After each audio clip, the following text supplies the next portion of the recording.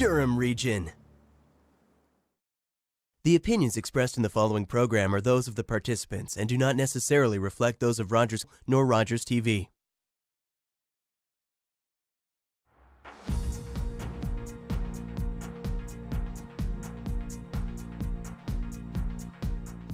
Hello everyone and welcome to Talk Politics. I'm Deborah Hutchison here in the Rogers TV studio. Our guest this week is Uxbridge Mayor Dave Barton, who joins us via Zoom. Thank you so much for making time for us. I know your schedule is incredibly hectic and busy these days. You know, it's great to communicate to our residents this way, and thanks for allowing me to come and speak to you today. All right, top on our minds, of course, is, as always, is COVID-19 and the effect that it's having on our everyday life.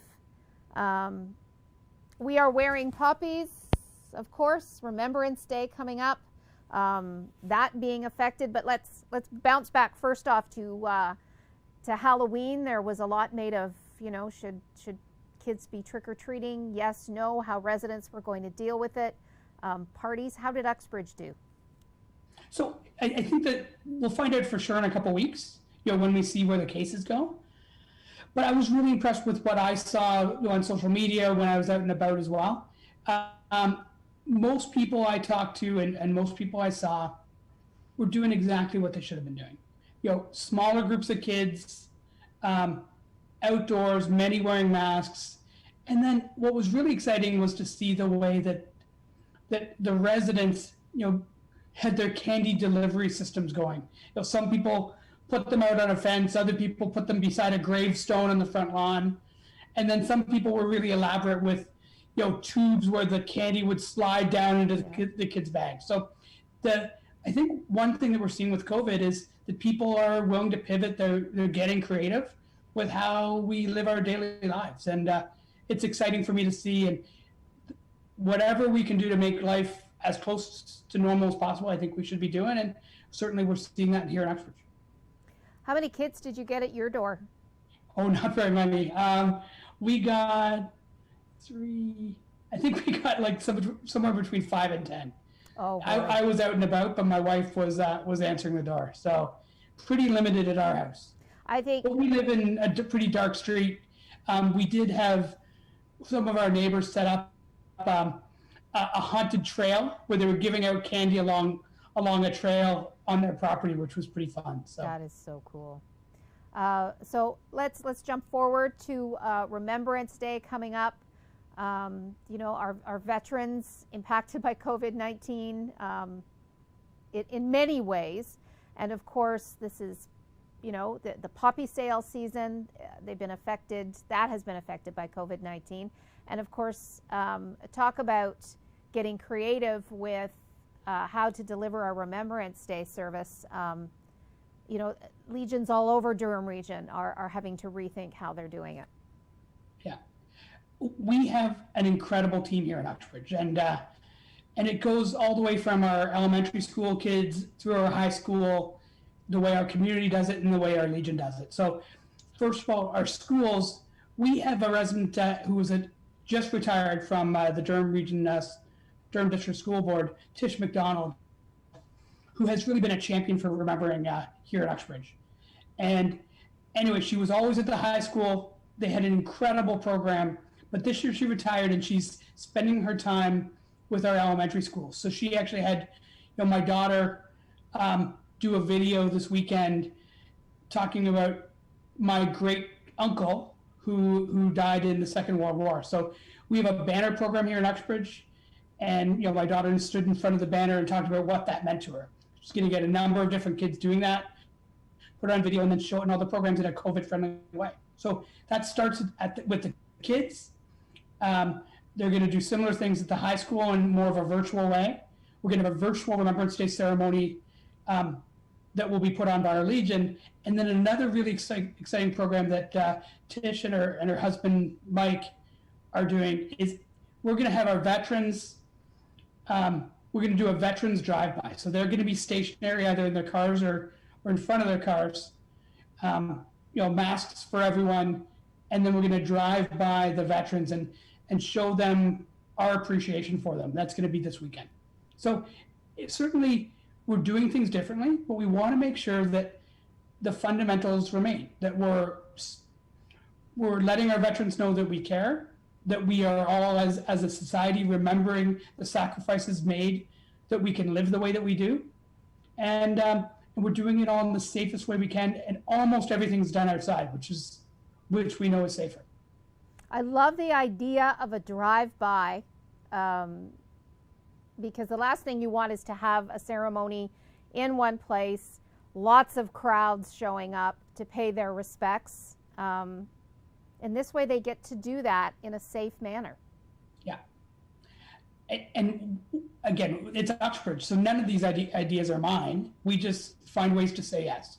So we have extremely creative residents that are passionate about all these different things, and we find ways to accommodate whenever possible, and just to try and take away, some of the limitations to allow them to do it, and give them ideas on how to make it better occasionally. But my job is so easy. It's find ways to say yes in a safe way. And then, of course, as soon as Remembrance Day is over, we're into the Christmas season. How concerned are you about families getting together? So, extremely, obviously. We need, what we're hearing from public health is that this virus is spreading in homes more than it is in businesses and in schools. This is how we act when we're behind closed doors. That's when we're seeing the case counts increase, especially in the South. So we need to do better, and we need to make sure that we're protecting, our parents and our grandparents, because we know they're way more susceptible to bad outcomes. From a town perspective, we always do the Fantasy of Lights, and that's another drive through Elgin Park, where a number of different community groups, I think there'll be close to 100 this year, put on light displays in Elgin Park, and you drive through this beautiful Fantasy of Lights, and it's put on by our Optimist Club. So that's happening again. We brainstormed whether or not we could do a Santa Claus parade, and we decided not to.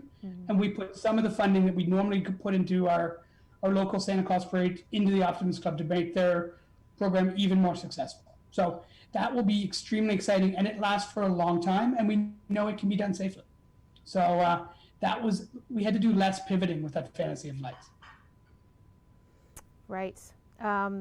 So we are taping this November 3rd, and just about as we just before we went into taping, Premier Ford made another announcement about a change in the rules. So let's discuss that. What we heard were, I guess, new rules to help keep businesses open so that we can continue to live, enjoy, and still hopefully protect ourselves. Longer distances between people in the gyms. In restaurants, will close earlier, 4 people at a table instead of 6. And the question was posed to the Premier, how far will this go? Will this really make a difference? What are your thoughts?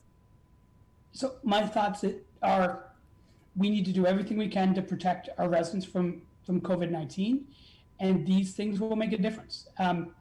We want to find ways to keep gyms and restaurants open, and this is a way to do it even safer than we're doing it right now.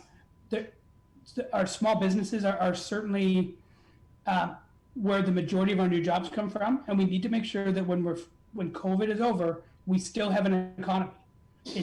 The Premier said this during the announcement today, that obviously our first priority is health. Our next priority certainly has to be the economy. We need people to continue to work so that they can pay for things like school and food and education for their kids. And we need to keep our small businesses running, and we need to be as creative as we can to keep people safe while keeping things open. So I see this as good news. And we'll see, with any press conference, you listen to the press conference and then you try and find out what that's going to mean in communities like mine here in Uxbridge. The other thing that I heard that was certainly exciting for me, we are part of Durham Region, which is our public health department. Is most of their population is in the south, and there's a big difference in cases between the south and the north right now, and we want to make sure that they can lock things up in a more strategic or surgical way. And it sounds, certainly from the initial information from the province, just minutes ago, it sounds like there will be more flexibility from a public health perspective. So when I have my next conversations with Dr. Kyle and Dr. McTavish, I will talk to them about that and ways that we can have more flexibility here in Uxbridge and maybe less in Ajax and Pickering, where the new cases seem to be coming from right now. Even taking that into account, though, people travel. There's still that concern that you will get visitors from an area with more COVID cases spending time up in Uxbridge. It's true, but what we also know is that masks and distance make a difference. So if we can implement additional distance and we wear our masks, we will be safer. There's no easy way to do this. Everything is painful, and we might try this new approach where we go this direction for a while and find out that we need to do more. Certainly 2020 is where we pivot constantly. We try something, it works, it doesn't work, we pivot again. And I see this as another example of that. And I'm glad that there's more, that things are a little bit more strategic. Speaking to other mayors around me, certainly in York Region and certainly concerns down here in Durham, we are extremely concerned about our downtown cores. We're concerned about our local restaurants. We want to make sure they're still here. And I think we owe it to them to be strategic how we implement these rules and try and balance health with the economy. And it's always complex, but I think we've done a really good job so far in 2020.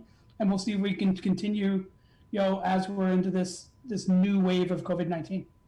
Okay, I'm going to stop you there. We're going to go to a quick break.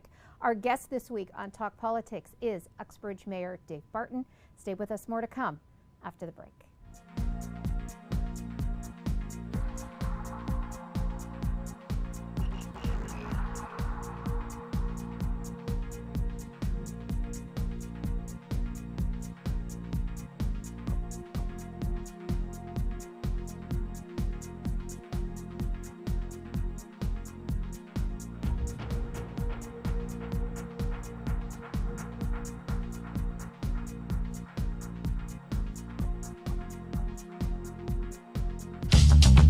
This program is brought to you by Ignite TV. Now you're in command. Visit Rogers.com for more details.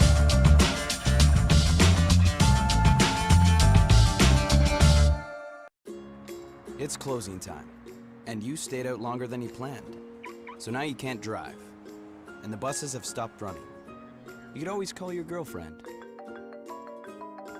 Or maybe your roommate? What about your best friend? You could just dial 1-888-TAXI-GUY or use the Taxi Guy app. The call and the app are free, and they both connect you to a local cab company to bring you home safely. Visit ArriveAlive.org to find out more. Arrive Alive, drive sober.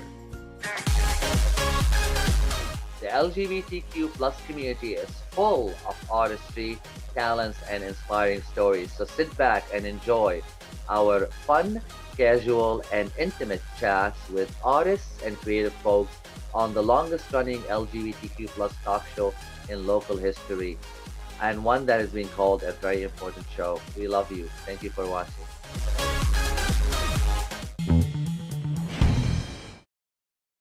Hi, I'm Angel Morgan, host of Raising Energy. Join me weekly as I connect to spirits, animals, and so much more. That's right, Raising Energy, right here only on Rogers TV. Hi, I'm Sean Lackey, and this is Sold with Sean Lackey. You should check us out if you want to find out what's going on in the world of real estate. We'll have all sorts of guests to keep you in the loop on what's going on in this wonderful world.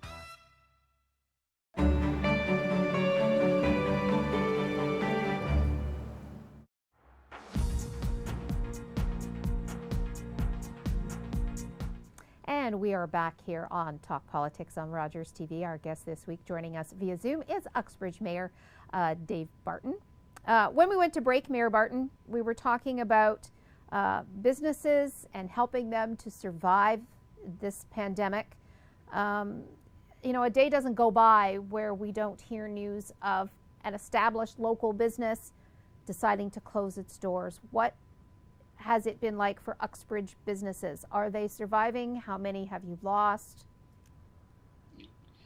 Yeah, so it's certainly been tough for our local businesses, and we've lost a couple, but a lot of it was planned. So the Tin Mill, which is an incredible restaurant, moved out of their current facility, and they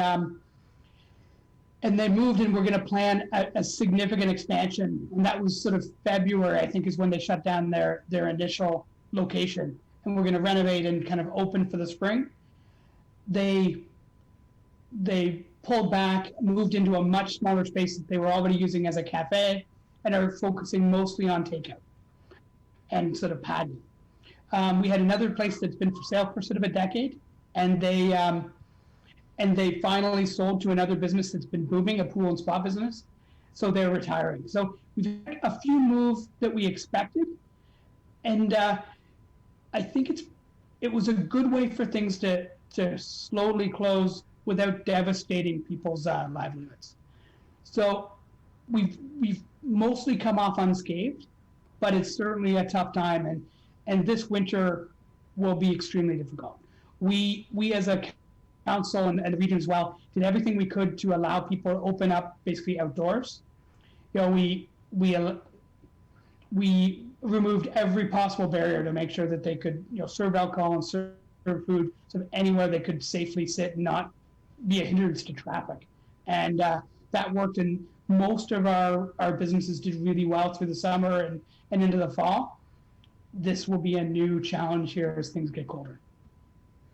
Yeah, which leads me into your budget as well. Talking about dollars and cents. How difficult is it going to be moving forward and coming up with a budget when things change on a dime? So 2020, we worked really hard. We did things a little bit differently. We laid off people really early, and we were able to cut our operating expenses really extremely deep, and we ended up within $5,000 of balancing our operating budget. We kept all of our capital projects rolling because we wanted to make sure that we were doing things like road work when there's limited traffic on the roads, and it's worked. So we've done really well so far. The complex thing now is how we plan for 2021 and how we deal with the shutdown if it happens. So things, you know, we were down 1.7 million in revenue in 2020, and we have to be prepared to deal with that 1.7 if things lock down again in 2021. So it will be a tough budget to deal with. We're also dealing with, you know, major construction projects going on at the same time, which is, we'll have to work really hard during our budget this year as we come up with something that serves our residents and also makes things careful when it comes to our taxpayer dollars. Yeah, I mean, you're dealing not only with a loss of revenue, but also, you know, additional expenses. Yeah. That's a hard thing to balance in any household. It is, and we're really small. We have about $14 million in tax revenue that we deal with, and we do an awful lot with that. We have, you know, a significant number of full-time employees. We do lots of roads projects. We take our infrastructure extremely seriously, and we're down 4 or 5 full-time staff right now, and somehow we're managing through this. So everybody's wearing 2 or 3 different hats as when they come to work every day. It's a tough time to work for the Township of Uxbridge, for sure. Yeah. Let's talk also about the region and some initiatives there, specifically about traffic safety. That was up for discussion at council. Yep. And traffic safety up there in Uxbridge. Sure. So, you know, Uxbridge is a unique community. We have a number of regional roads dissect our town. And we are encouraging people to get out from an active transportation standpoint. So people riding bikes, skateboards, scooters, and walking. And somehow we have to get people with very few traffic lights across these busy regional roads. For many, many years, we had one signalized crosswalk in the entire municipality. They added two just as I became mayor, and we've lobbied for several more. We just heard from the region that we're going to get 4 more, which will make a huge difference. And we're also fighting to get lower speed limits in some places, and community safety zones so that we can implement things like photo radar. So traffic safety is something we hear about more than almost anything else. And we need to make sure that our kids and our seniors are safe when they're moving around our municipality. We're trying to avoid having cars whenever we can, and this is one major part of it, and we need regional help to do it. The truth of it is, when it comes to traffic safety initiatives, at least the way residents tend to see this, it takes tragedy before something really happens. Yet you're getting 4 lit crosswalks. That's true, and certainly there have been traffic fatalities in the township of Uxbridge, since my parents were growing up here. It's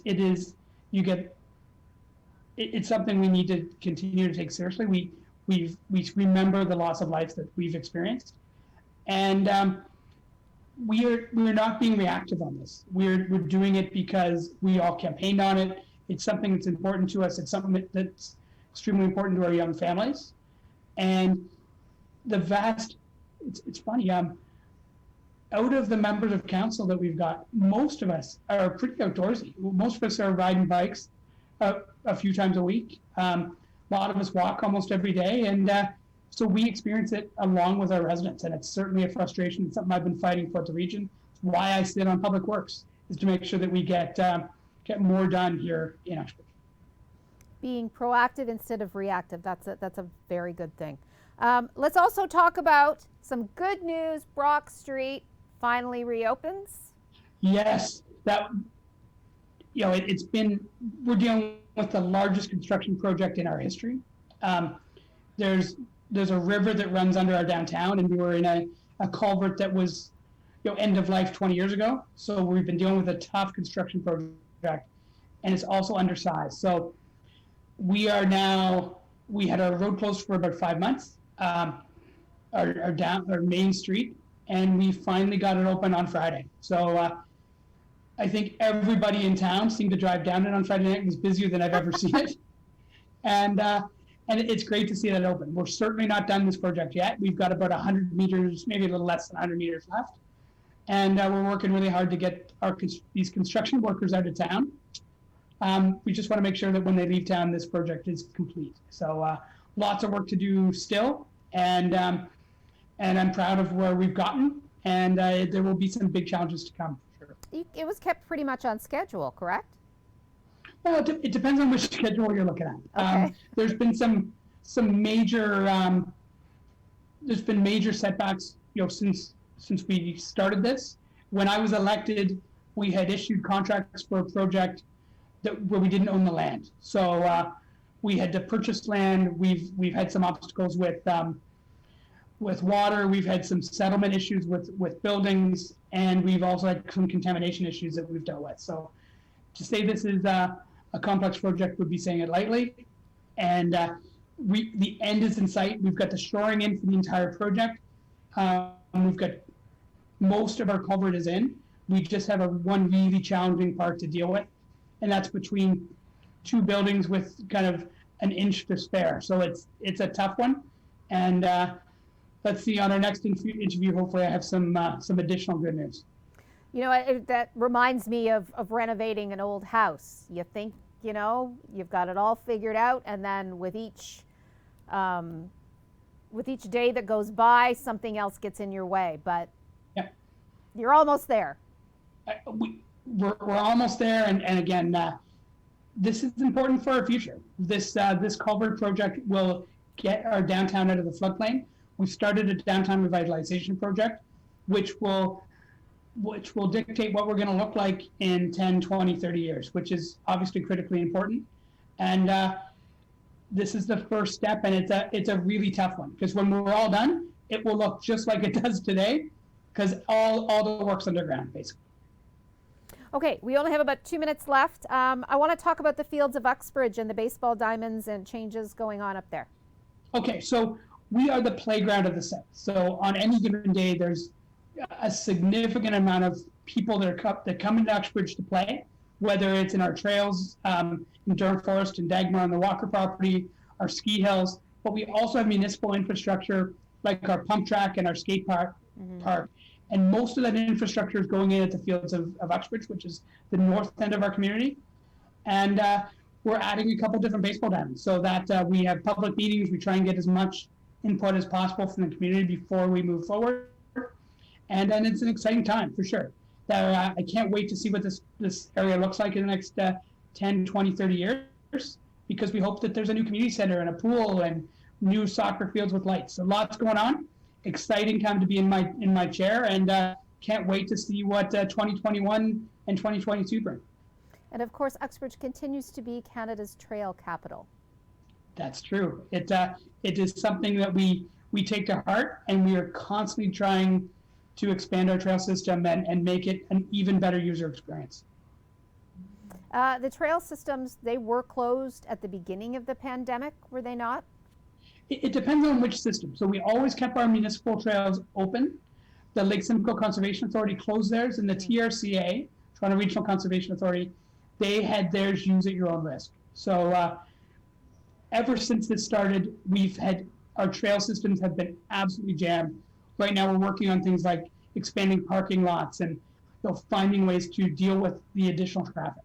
It's been a great problem to have. And again, because we're in the Greenbelt and the Uxbridge Moraine, we're very happy to be, the playground of the people in the South. And certainly the majority of people that moved to Uxbridge are moving here because they love who we are, and most of them are using our trail systems. Okay, I'm going to stop you there. We are out of time. Uxbridge Mayor Dave Barton, thanks so much for joining us. And thanks to you, our viewers. Until next time, I'm Deborah Hutchison. Stay safe, everyone.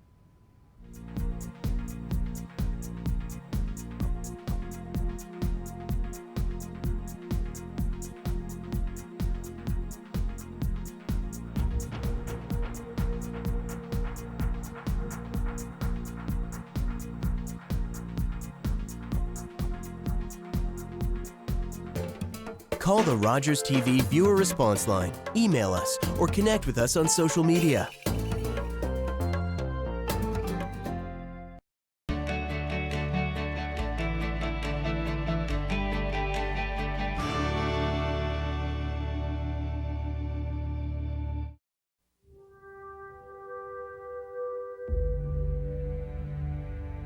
Behold Emily Carr, painter, about to encounter the force that will consume her life. How tightly they sealed their secrets from me, humble and pleading before the great trees, awaiting the invitation from the Spirit to come meet me halfway. Nothing is still now, everything is alive.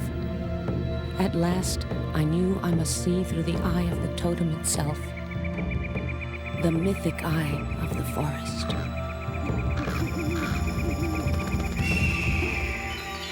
Seldom able to live by her brush, before she died in 1945, Emily Carr was in the first rank of Canadian painters. This is my country. What I want to express is here, and I love it. Amen.